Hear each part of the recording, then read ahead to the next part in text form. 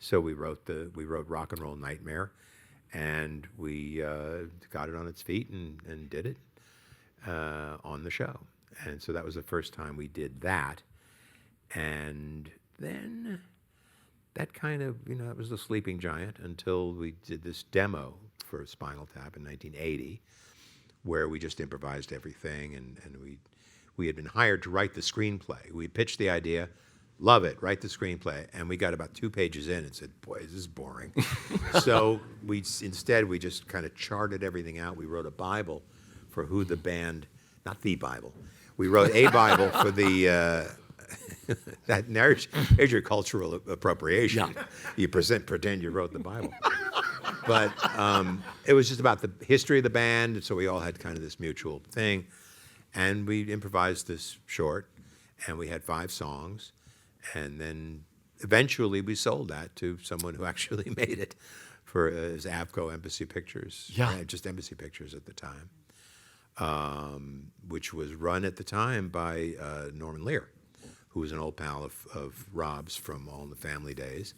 And he said, yeah, let's give it we'll give you almost no money and let's see what you can do. So that's how we made that. So when did you realize how popular this Spinal Tap was going to be? Well, it really wasn't for a long time. We opened it in theaters and it was on everybody's 10 best list, but it didn't have a big audience. You put our numbers up against Ghostbusters and Splash that came out that year, and those are the big comedies, not This is Spinal Tap. But it took off in home video.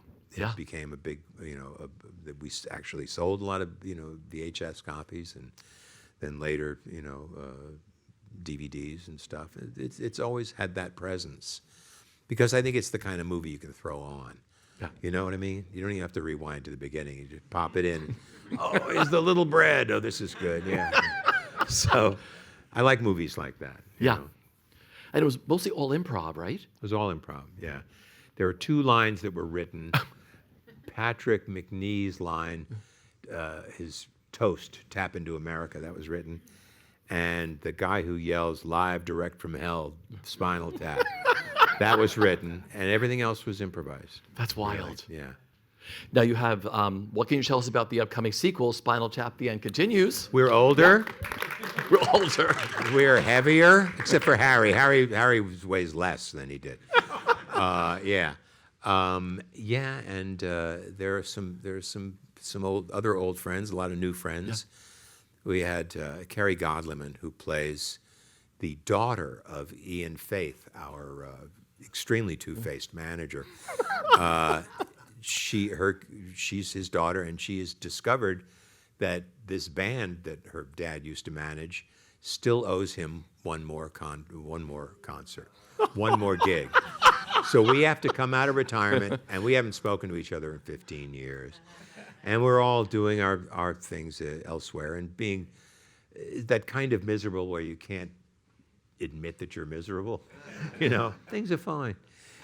So so anyway, we let ourselves get pulled back into this. There's a lot of emotion. There's a lot of resentment. There's a lot of ghosts.